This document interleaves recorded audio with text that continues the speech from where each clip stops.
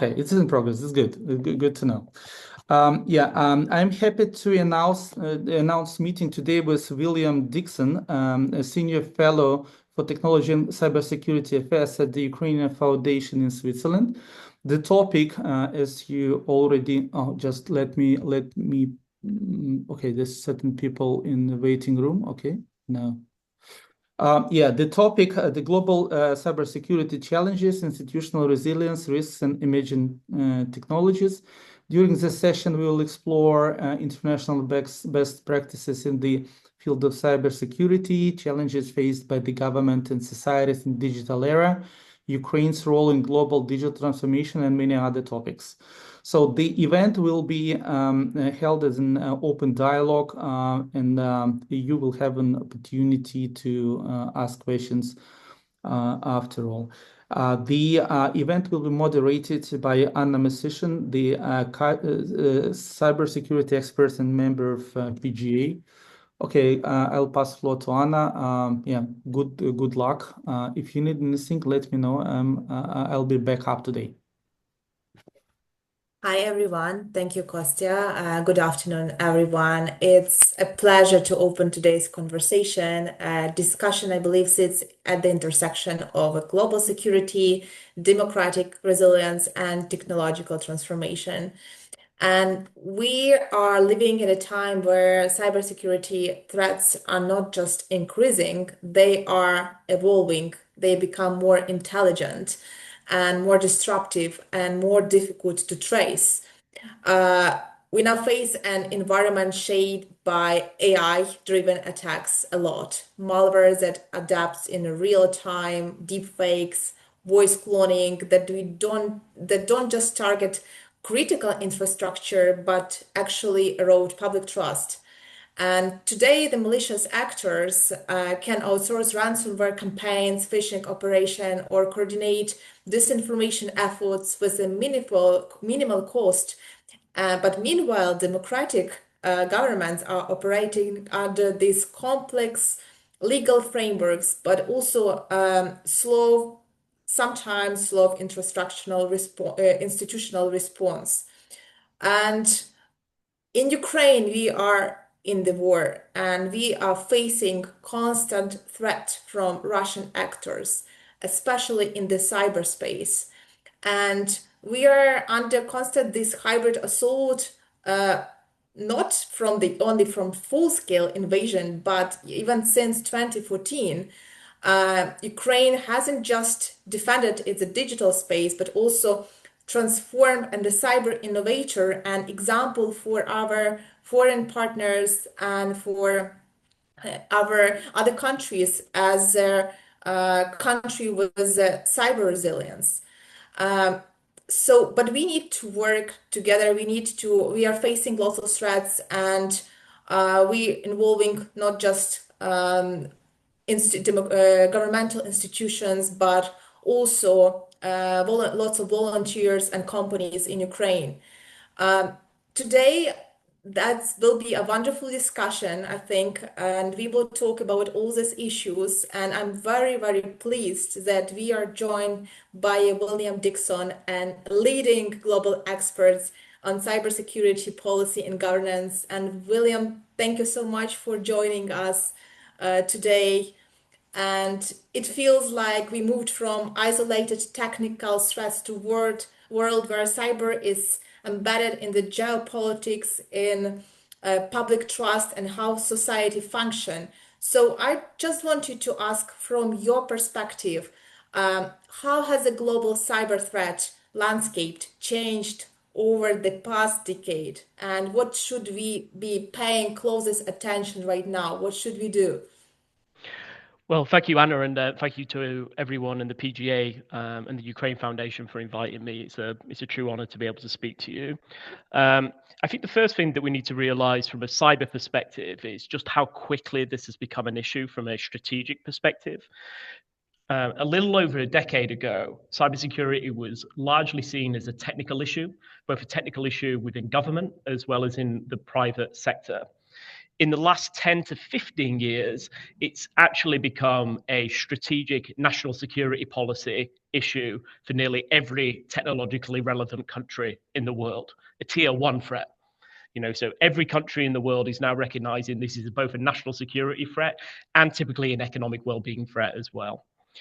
The second thing is the private sector has also realized that. So one of my former employers, the World Economic Forum, they produced their global risk report. 10, 15 years ago, you would not have seen cybersecurity on the list, but now consistently you see that the CEOs from the world's largest companies are consistently saying that cybersecurity is one of their biggest issues. It's one of the very few issues from a business's perspective that can be existential. It can put companies and does put companies out of business. But actually 10, 15 years from it being a niche technical issue to actually being a strategic geopolitical issue has been a huge transformation. And maybe give you a little bit of history about maybe where the threat comes from. So 10 to 15 years ago, largely cybercrime, so financially motivated cybercrime, which is the way that most people experience cybercrime, was almost exclusively top-tier organized Russian speaking. So the world's best cyber criminals emanated from the former Soviet Union. They were largely around 100 to 200 organized individuals within crime gangs, and they were largely trying to target top-tier financial institutions. And they developed a financial ecosystem and a marketplace underneath them that's actually exploded over the last 10 to 15 years to be truly global. So it's not just a question of there being 5 or 6 very, very well-organized professional cybercrime gangs anymore. There's hundreds, if not thousands, of cyber criminals that are in an underground economy that are constantly trying to defraud businesses, both in the West and increasingly actually overseas as well. And what's interesting is that the pioneers of cybercrime that existed in Russia, they've largely actually grown, hardened, become much more professional, and now are a threat from a nation state perspective as well as from a crime perspective. So as digital infrastructure and the internet has become more and more important to our global economies, so the threat and the risk has changed with it as well. So it was a niche issue. It's now a top tier issue for all governments and major businesses. So it's been a huge transformation. 100% agree about Russian actors, and we are witnessing how Russian actors being like attacking our critical infrastructure and with malware and before war, during war, and all the time. So Ukraine is trying to be resilient, but it's also an issue for us, because we need work together as a governmental institution. We need honestly, foreign support. We previously had USAID support for a critical infrastructure for cybersecurity. Now, because of some changes in the United States, unfortunately, we don't receive such a support. But we are trying to build that resilience. And Ukraine is an example. And what do you think that Ukrainian experience, both in terms of cyber defense and digital governance, can bring to our alliance for our partners and NATO? What is Ukraine can give? What Ukraine can give to them? What we can teach them? It's a great question, and I think that the short answer to that is a lot. I think we need to give you maybe some historic context. So if you're a policymaker like I was in the UK or you're in Washington before the war started, Russian APT, so advanced persistent threat, nation state actors from Russia were seen as the very, very top tier of cyber powers. So before the war, many of us viewed that we would see this unleashing of kind of like cyber activity that had the potential to impact infrastructure. We used to call this the cyber Pearl Harbor scenario, which is like we'd see devastating attacks, etc.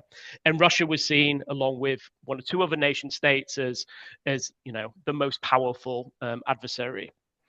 We didn't see that actually, and a lot of people are looking at the Ukrainian experience and really trying to understand why that kind of like understanding of, well, why did this tier one cyber power not have the impact that we expected it to have in the war?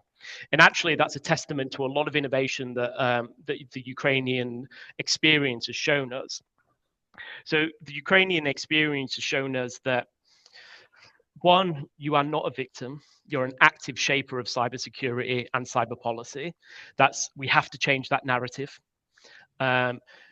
We view cyber in three domains: espionage, sabotage, and subversion.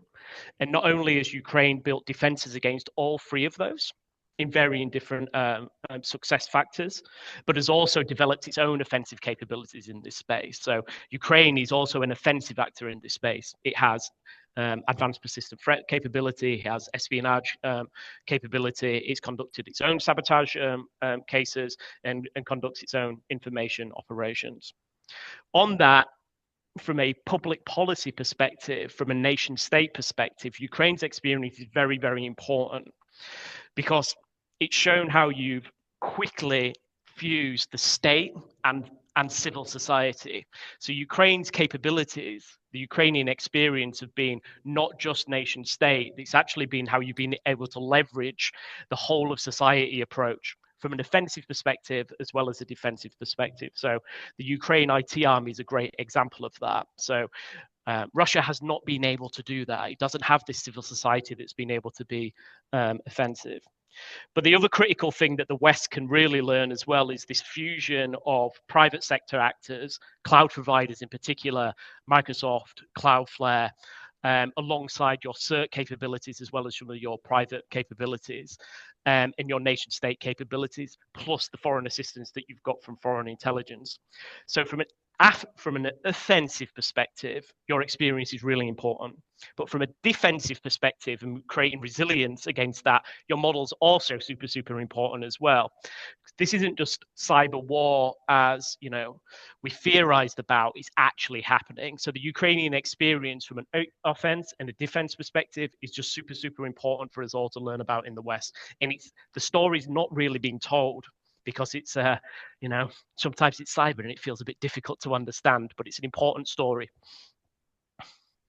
Yeah, and you know that you mentioned and earlier that resilience, it's not just technical, but it's also organizational. And I want to add, it's about also how quickly institutions can act. In terms of how transparently they communicate, how effectively they coordinate across public and private sector, as you said. But it's about communication, and it's about the role of the leadership in the government they play in the cyber resilience. How do they communicate, especially when we are talking about critical infrastructure and public sector institutions? So, but also how we there are two sides: how government communicate with inside a country, but also how we share the information with other partners. Because there are lots of new legislation right now coming on, and not only, I know this, not just because of critical infrastructure, but in EU we have legislation on DORA, Digital Operation Resilience Act, now that it should share information about cyber incidents to other countries and other partners and states, but also about the Ukraine to share our cases, what threats we face, what the information that can help also our partners and countries. But also, I just want you to ask, like, what the role of the leadership in the government in the country? What can they do? How they communicate inside the country with institutions, public sector, private sector? Yeah, so it's a good question. And the answer to that is leadership really matters, and leadership sponsorship and leadership advocacy on cyber resilience matters, both in the public sector and in the private sector. So from a critical national infrastructure perspective, you're right, which is the EU's put out significant regulation to be able to provide much more governance of cyber resilience issues. And the general trend is much more oversight. because it is such a critical issue, for kind of like the sovereignty and the kind of undercarriage of society, we're not allowing companies to decide themselves what's important and not important. So in general, you've seen more and more regulation, but you've also seen specific directors' liability. So you'll see more and more directors and board members actually fiduciary regulated and financially responsible for the kind of like resilience of their companies. That actually changes behavior a lot. In the public sector as well, legislation that comes down is incredibly important. But I think you're making a different point, maybe about political leadership in this space, which is, I think, much more tailored to the Ukrainian experience of subversion. So the political kind of leadership that you show to try and counter some of the cybersecurity misinformation that's out there from a senior leadership perspective, I think is another thing the Ukrainian experience has been very, very kind of unique on. And the fact that, you are so proactive in trying to challenge some of the false narratives that are being propagated both tactically and strategically against you shows this kind of whole of society approach that's super, super important for us to learn from in the West. Well, I have just interesting question to you. We are now cyber threats, and nowadays with all the technologies and AI, we Yes. have so many sophisticated new tools and new techniques, and this is really difficult to to track all these new things, especially for if you're talking like we are in the war. And we have attacks on the critical infrastructure, but also we have attacks on the military personnel. We have attacks from Russian actors that are targeting like vulnerability of the people without proper cyber hygiene. They are using, this in the dark net. There are lots of tools that you can like buy for $200. Like it's called like phishing as a service now. Yes. And you can use phishing emails to target people. You can create a fake accounts for social engineering by using deep fakes, voice cloning.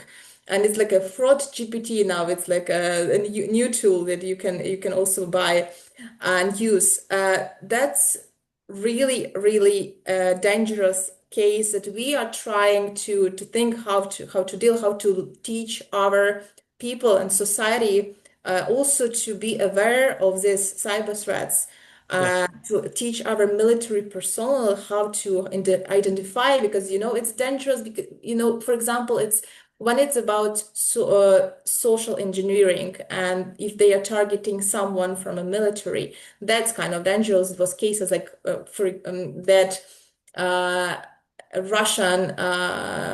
Russia created a fake account for. He did some research about one of the personnel, and he saw like, okay, that guy went to school in Kiev, number 34, for example, and his like teacher name and friends, and he created a fake account as a former classmate of the military personnel, and he texted him and saying, "Hi, do you remember me? We've been like together in that school.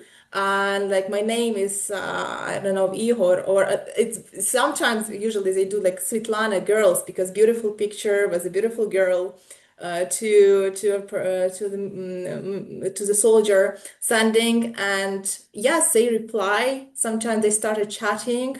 They think that it's a real person with like good intentions, and this sending pictures from the location without knowing that with the new OSINT tools, you can definitely identify where the person is. So it's quite dangerous.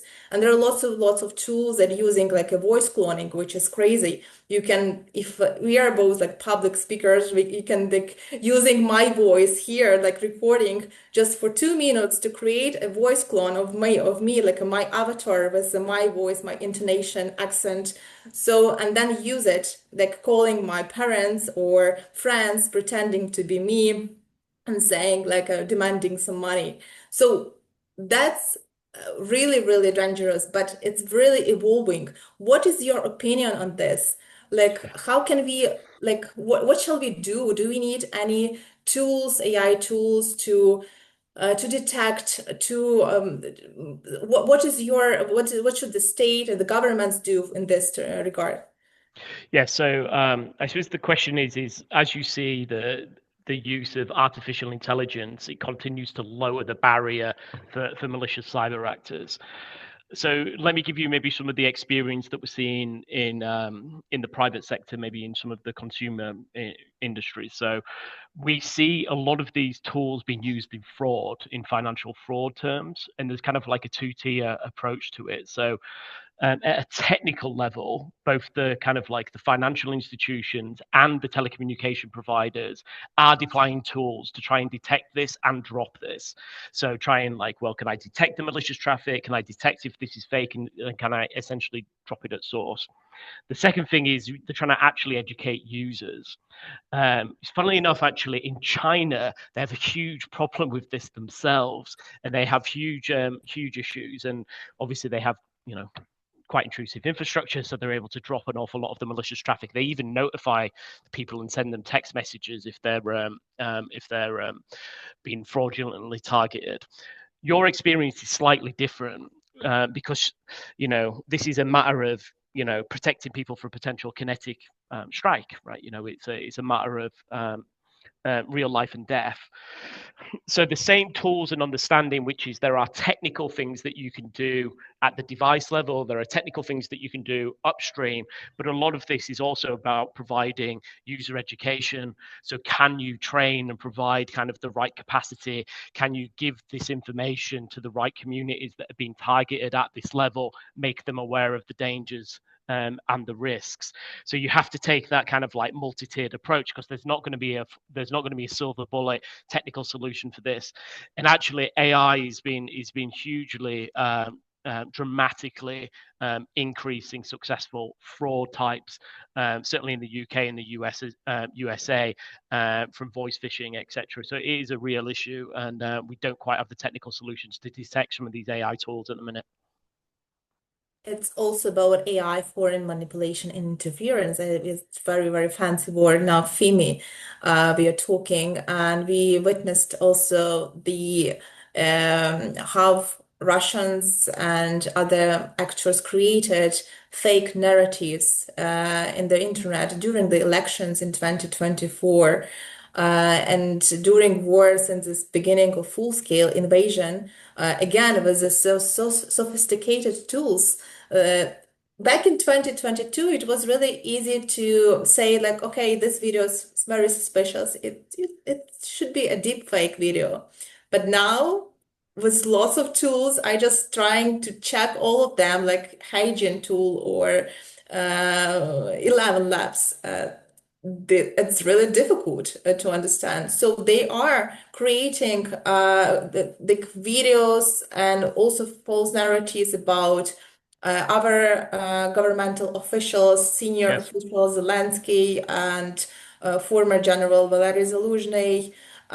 It was a case with Poroshenko that someone created a voice of Poroshenko and called Keir Starmer, I think in the UK, demanding some secret information, stating that it's for our national security. Same happened with Klitschko, that created a voice clone of the our Kyiv mayor, and called some mayors in European cities, stating that he needs some information, like sensitive information.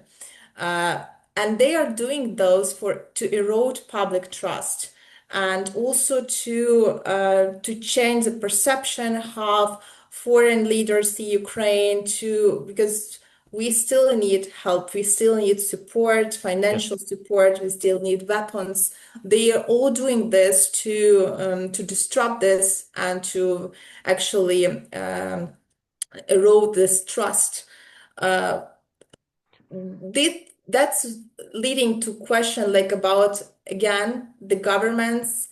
Sometimes I think that we are too slow. The government's slow, and in decisions and in directions sometimes. What's your opinion on this?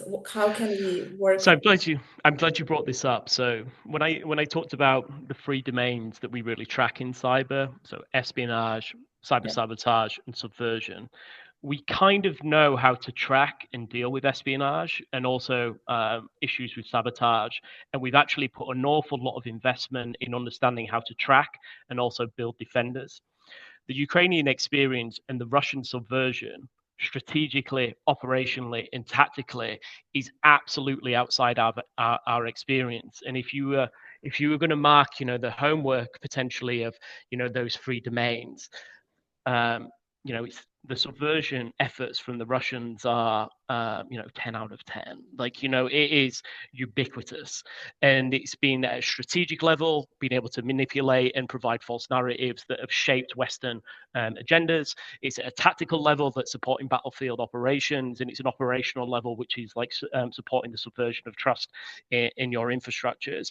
And absolutely, this is well outside the experience of how we want to counter this. And actually, we are kind of textbook, and our understanding of how to counter this is outside of our experience. A large part of this is, a lot of this is happening on large-scale hyperscaler technology platforms. And actually, we're incredibly dependent on some of the political and corporate policies of a very small number of US-based technology providers. And actually, the support isn't there. And actually, we seem to be going backwards under the current US administration of providing content moderation in this space.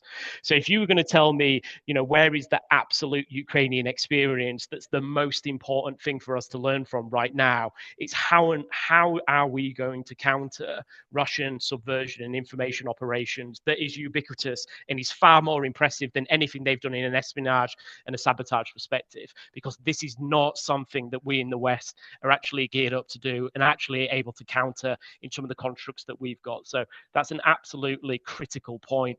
And it's actually something that an awful lot of policymakers and military decision makers are really looking at this experience for and working out and trying to get best practice from Ukraine of how to counter this.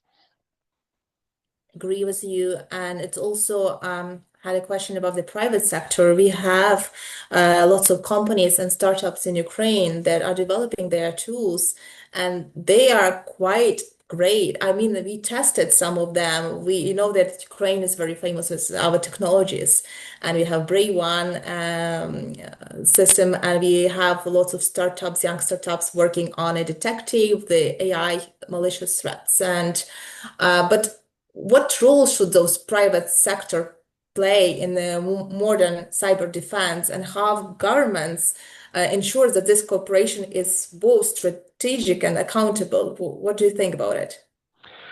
The experience that we've had, the experience is certainly the one that we had in the UK. Cybersecurity is quite a difficult domain in a sense, which is the government and the public institutions in effect own the risk, but actually the solutions, tools, and kind of innovation is outside in the private sector. So it's a question for government, which is how is the best way that we can build an ecosystem and a roadmap and capabilities that's innovative, that we can bring in those capabilities and we can incubate them and potentially even export them. I would say that the experience that you're having in building disinformation capability is actually very similar to what happened in Israel.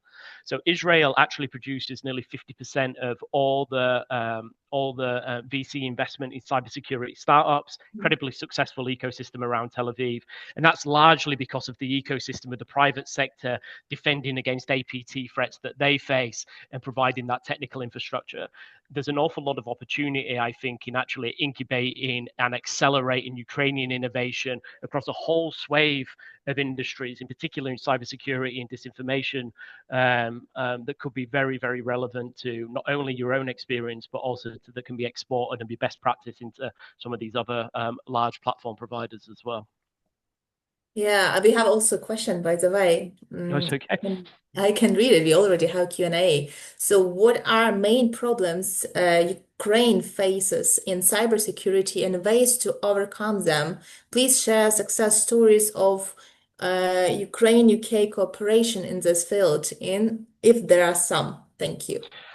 There was actually a very high profile one, not so, maybe I think less than a couple of weeks ago, there was the UK, the Canadians, the Americans. In fact, it was the single largest attribution of Russian state activity that's ever happened in history. We provided information, technical information to the CERT in the Ukraine that was able to identify a Russian advanced persistent threat actor that was in around 25 to 30 of the critical national infrastructure providers in the Ukraine. So the UK and the USA still, and other Western allies are providing technical information and information that's detecting Russian state cyber activity. I also know that we're providing from places like the National Cybersecurity Center an awful lot of technical advice, operational advice, and strategic advice on the development of some of the points that we've talked about. In fact, if I remember rightly, when Black Energy happened back in 2015, which was one of the first big Russian attacks on the energy, on your energy infrastructure, the National Cybersecurity Center was involved in some of the technical work on that as well. So I think the UK has been particularly quite forward-leaning on trying to provide detection capability and try and provide as much support as it can do. The UK and obviously the Five Eyes, America, Canada, etc., one of the kind of like most advanced cybersecurity kind of like nations out there, and the cooperation I'm led to believe is quite good, and it's flourishing. Thank you. That's interesting. And I also know there are initiatives between our governments in terms of cooperation and trainings for governmental officials, and also for on the critical infrastructure, but also even like when we mentioned before, detecting AI, FIMI, and cybersecurity and cyber threats. Yes. And that's a great initiative, and we need this common collaboration. There is, I think, 100-year partnership between Ukraine and the UK. We have UK-Ukraine Bridge. Yes, that's right. Yeah, so we are partners, and yeah, that I think that's a great collaboration between two of the countries. We have one more question. Wow, it's okay. I can read it. Centralized or decentralized infrastructure, energy, transportation, which better protecting any foreign cyber attacks? Sorry, can you say that again, Anna? Yeah, it's in the messages, but it's centralized or decentralized infrastructure, energy, transportation, etc. Which is better protecting any foreign cyber attacks? Well, but it's quite a tough question. I would say that we are seeing, certainly in the UK, more transition to cloud-based infrastructure and multi-cloud-based infrastructure, that we're moving away from traditional static enterprise centralized infrastructure into distributed multi-cloud infrastructure. So I would say that's coming from a multiple of factors: cost, efficiency, better computation.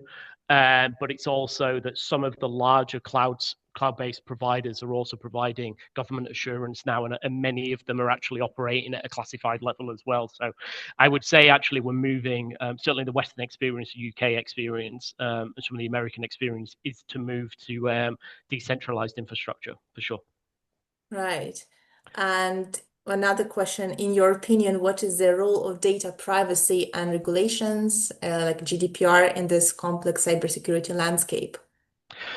I'll give you maybe like a personal like history on that, which is when I was in government and I was investigating and detecting and trying to mitigate this. I really believed in public-private partnerships and that private sector would do the right thing because it was good for greater society. And then I met senior bankers and I realized that actually regulation has a real part to play, because actually to really move the needle in some of these places and protect critical infrastructure, You know, the business of being in business is business. It's not actually cybersecurity. So I actually think well-crafted regulation, like GDPR, particularly what we're seeing around board governance, which is really driving quite a lot of change, can actually really like move the needle.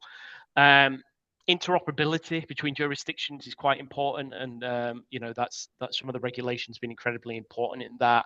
I would say the EU directives are improving cyber resilience across the board. Yeah, so I've come about turn. I'm actually a big fan of like well-crafted regulation, because I think it provides the right incentive model at the right seniority to act. If that answers the question, maybe, I'm not sure. Yeah, but also like the privacy demand, like the cybersecurity incidents, they definitely demand this privacy by design and data protection by default. I'm not mistaken too. Yes, that's ensuring that security and privacy are integrated from the start of the system development and policy creation, for sure. Yeah, absolutely, yes. Yeah. Okay, we have just a moment. I think maybe... High level of Telegram usage. Yeah, they're really active.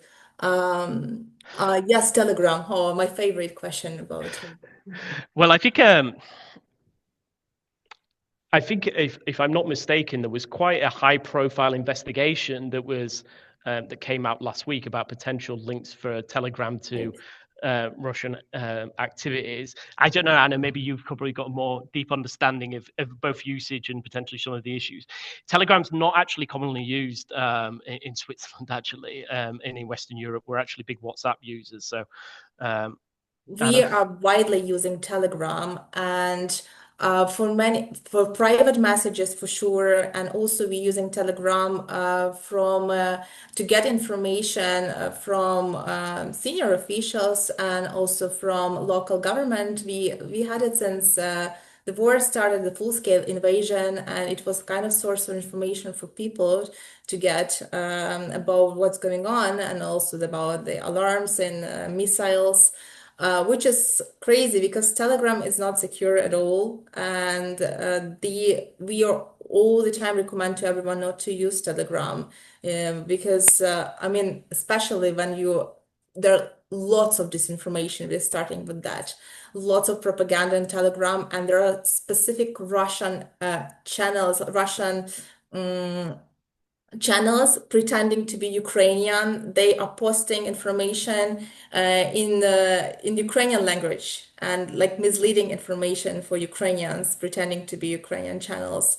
And in terms of privacy and security, it's also not secure at all. There are lots of data leakages.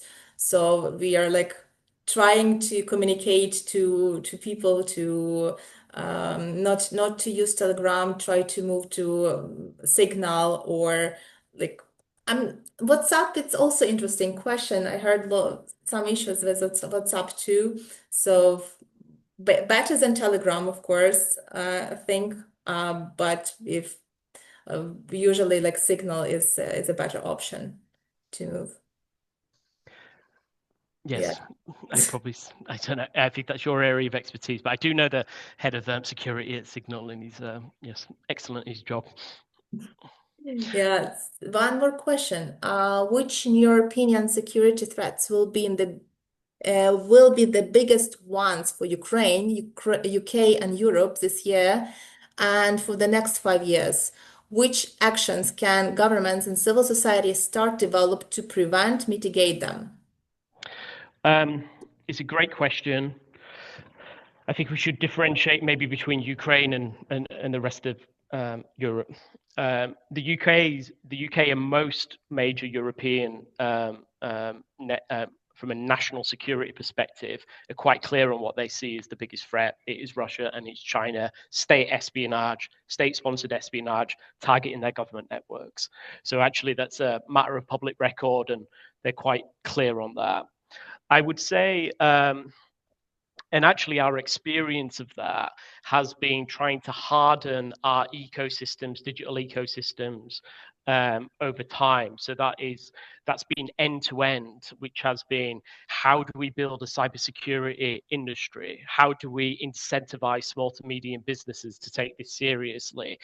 How do we regulate our critical national infrastructures? How do we provide interoperable technical infrastructure with some of the big American hyperscalers? I mean, that's been a real end-to-end approach, you know, from the very, very top of government all the way to kind of like the shopkeeper. So it'd be a misconception if I said that there was like 2 or 3 things from a magic bullet perspective. It's a whole of society approach to try and defend your digital ecosystem from that. I think this point about subversion, though, I think is really important, which is I think we're starting to wake up about some of the political narratives that are swaying some of our democracies. That is becoming more and more important and recognized as a nation state as an issue. But finally, I would say, as a cybercrime kind of like, you know, subject matter expert for the vast majority of Western individuals, their experience of malicious cyber threats is cybercrime. It is financially motivated cybercrime that is out to defraud them. And actually, that has exploded. So there's an awful lot of emphasis at a political level about nation state activity, rightly, but actually for the vast majority of people, they will not come into contact with nation state espionage, but they will come into contact with serious organized financial crime, which is very serious, costs us billions of dollars to our global economy, and is a huge issue for law enforcement. So from a Western perspective, I'd say that, which is state-sponsored espionage, the development of subversion, but financially motivated cybercrime will continue to be a major issue. I think from Ukraine's perspective, I think you tell me.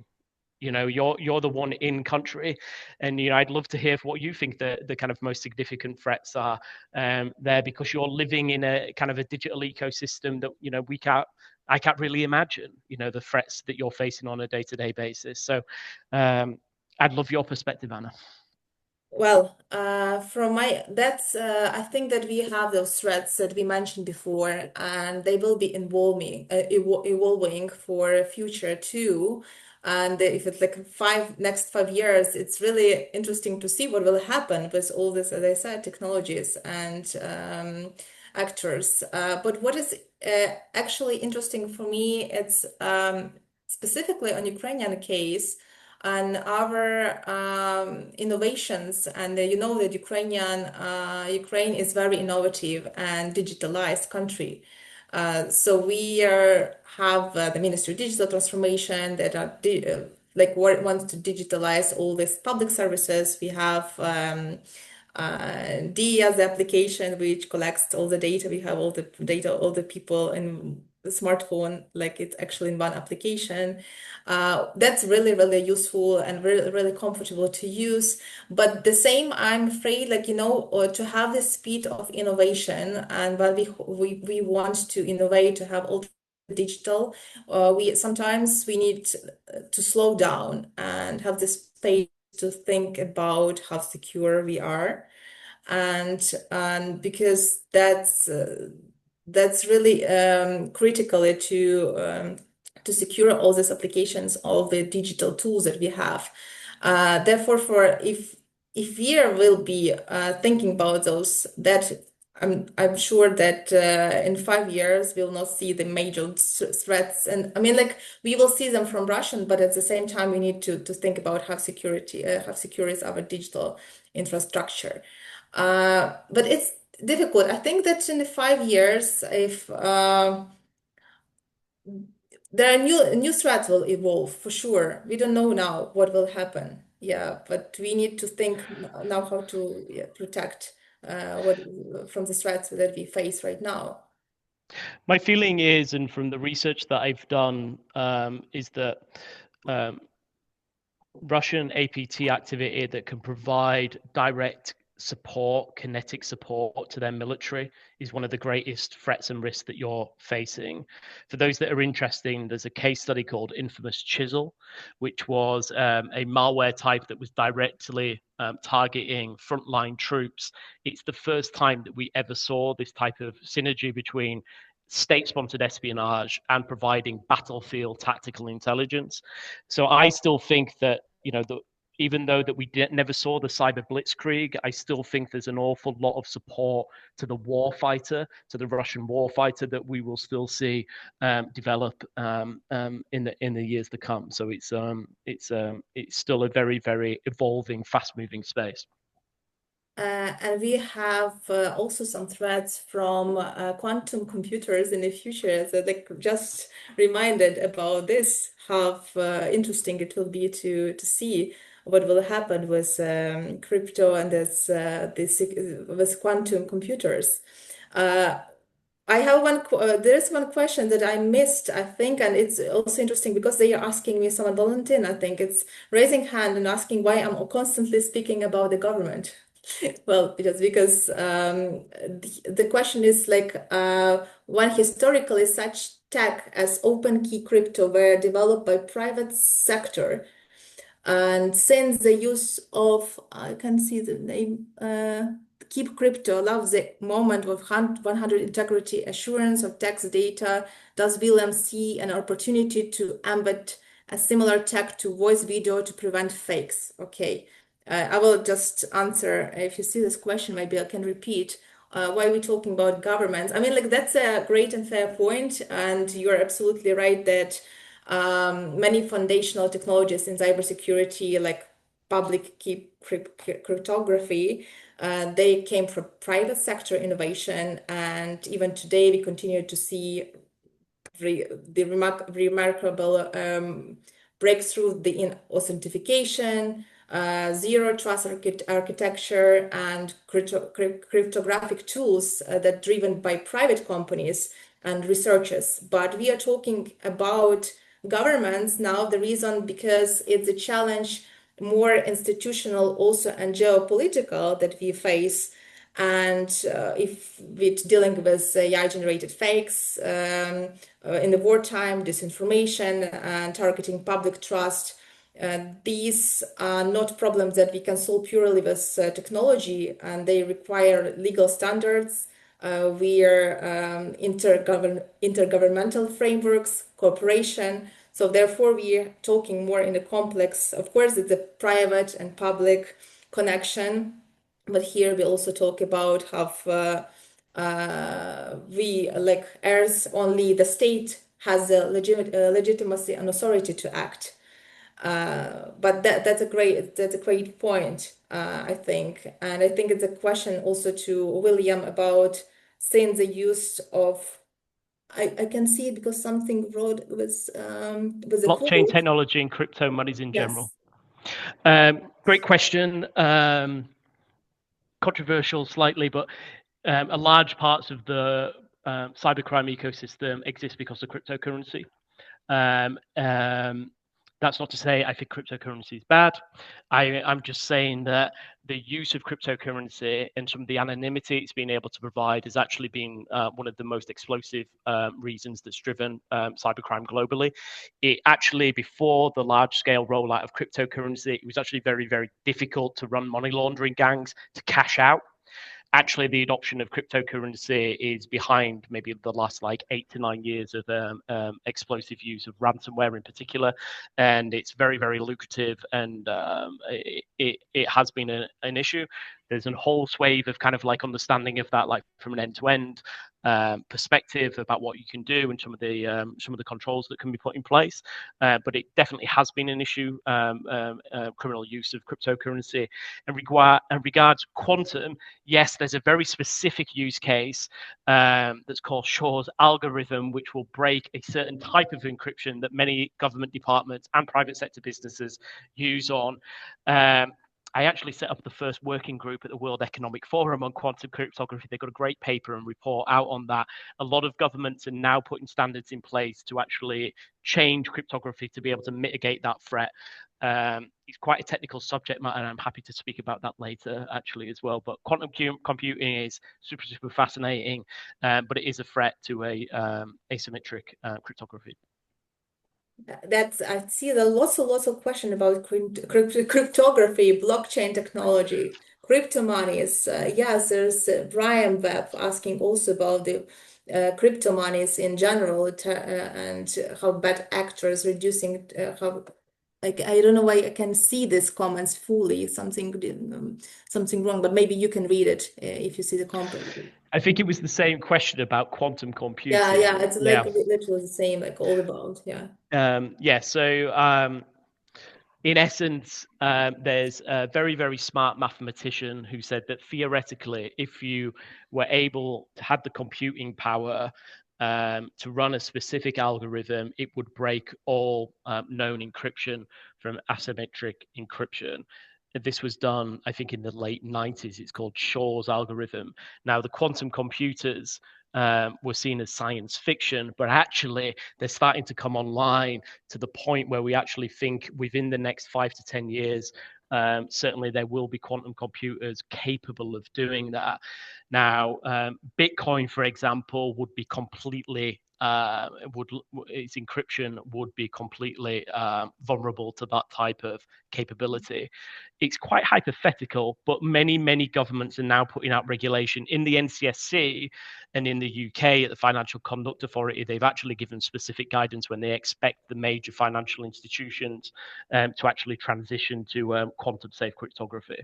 And it's although the Trump administration actually just repealed it yesterday in America because they don't think it's a threat. So I wasn't expected to talk about quantum cryptography on a call, but it's great to have some of the technical questions. That's interesting, but AI will also play a role right here in the quantum, and by combining, for example, blockchain analytics with AI-driven anomaly detection, we can flag like high-risk patterns early, right?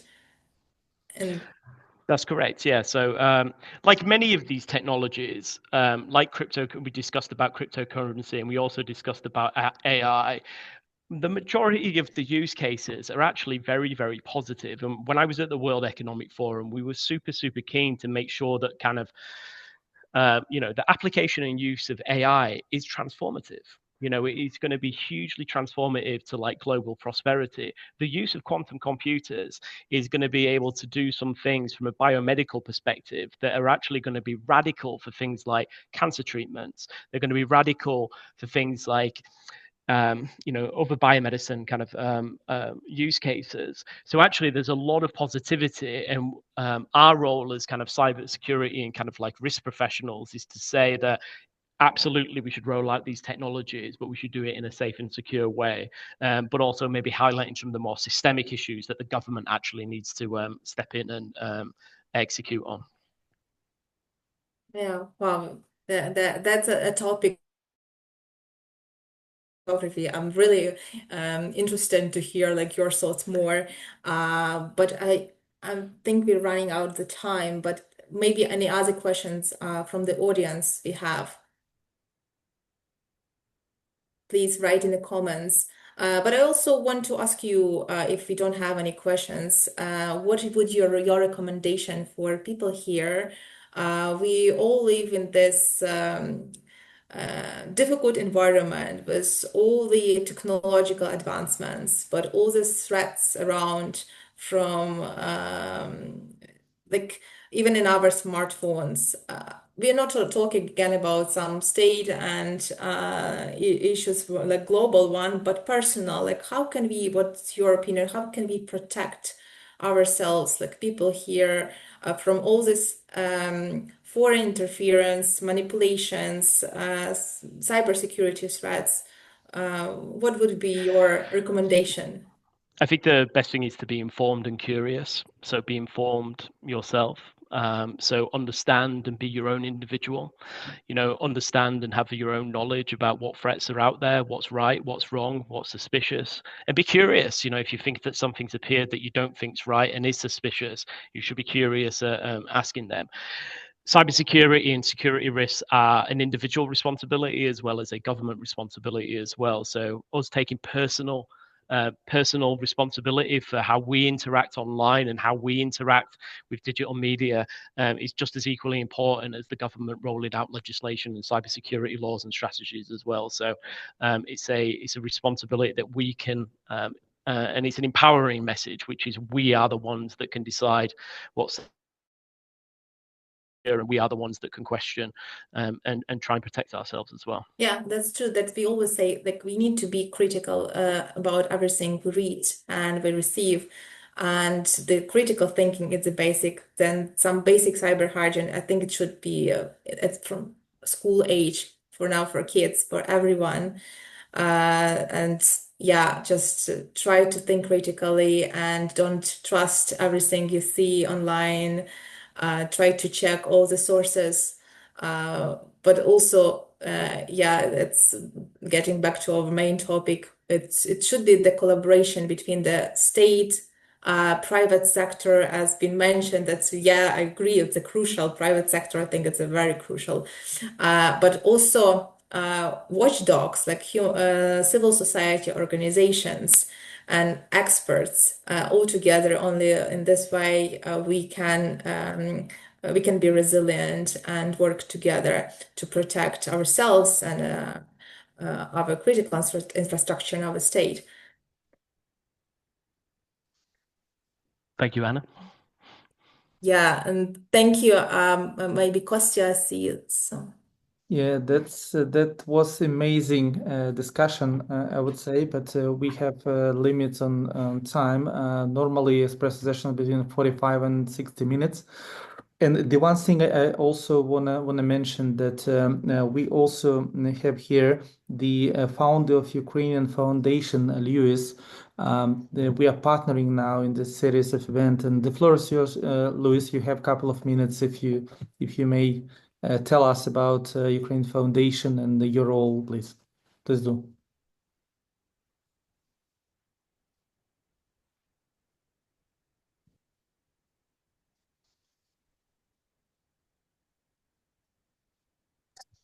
Good evening. It's actually a genuine pleasure attending this session with you tonight. We look forward to organizing many more.